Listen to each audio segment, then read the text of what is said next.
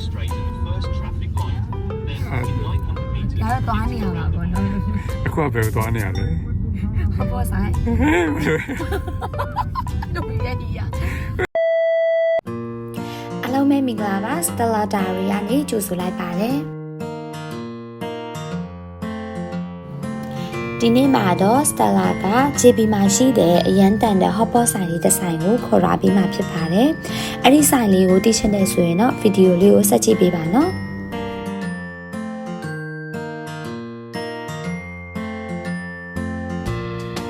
ဆိုင်လေးရဲ့နာမည်ကတော့ Super Steamboat ပဲဖြစ်ပါတယ်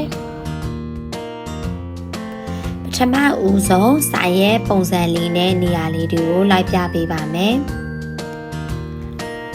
ဒီဆိုင်လေးကတော့နှစ်ထပ်ဆိုင်လေးဖြစ်ပြီးတော့မြင်တဲ့အတိုင်းပဲပန်းရောင်လေးတွေနဲ့ decoration လုပ်ထားတဲ့အတွက်ကြောင့်မလို့ pink color တွေအတွက်တော့အရင်ကိုကြိုက်မှာပါနော်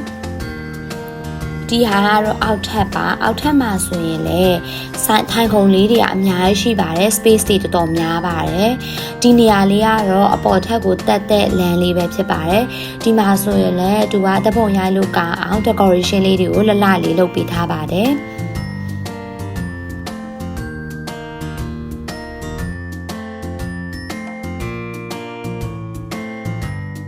အပေါ်ထပ်မှာဆိုရင်လည်းနေရာတွေအများကြီးရှိတဲ့အတွက်ကြောင့်မလို့နေရာမရမှာတော့မပူရဘူးเนาะ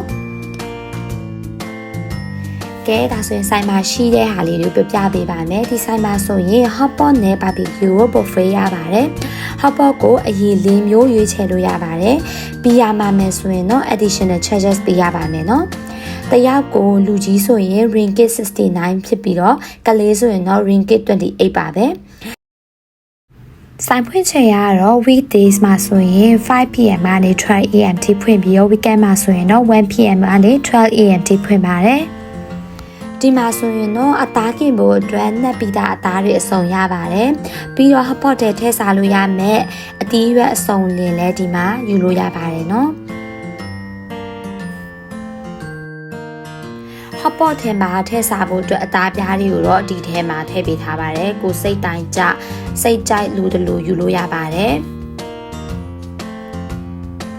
ပြီးတော့ပင်လယ်စာမှာဆိုရင်လည်းအမျိုးအစားအစုံလေးရတာမို့လို့ပင်လယ်စာချစ်သူတွေအတွက်ဆိုရင်လည်းကွက်တိပါတယ်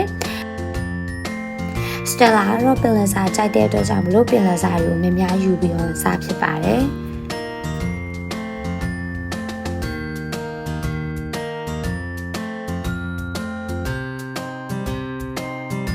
ဒီမှာဆိုရင် sauce ကိုလိုတလို့ customize လုပ်လို့ရပါတယ်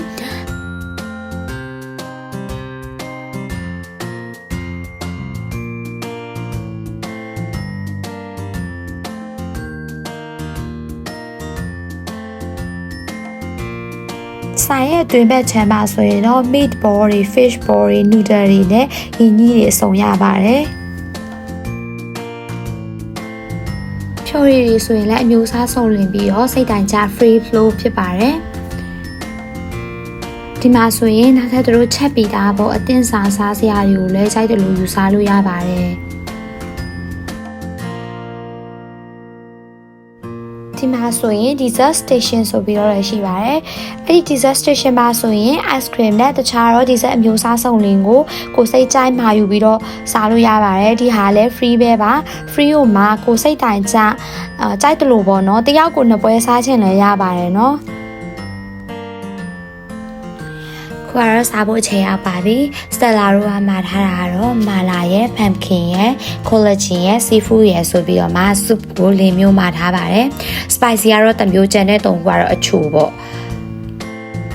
ဒီမှာ recommend ပေးရမယ်ဆိုရင်တော့မာလာနဲ့ pumpkin soup ကိုတော့ပိုကြိုက်တယ်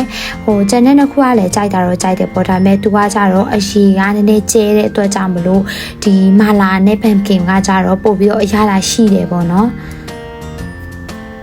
ပြီးတော့အသားကင်မှာဆိုရင်လည်းဒီမှာအဲ့လိုပေါ့နော်မီးအရင်မပြင်းတဲ့အတွက်ကြောင့်မလို့လေအသားကင်တဲ့အချိန်မှာကိုက hotpot ကိုစားနေတဲ့အချိန်မှာအသားကို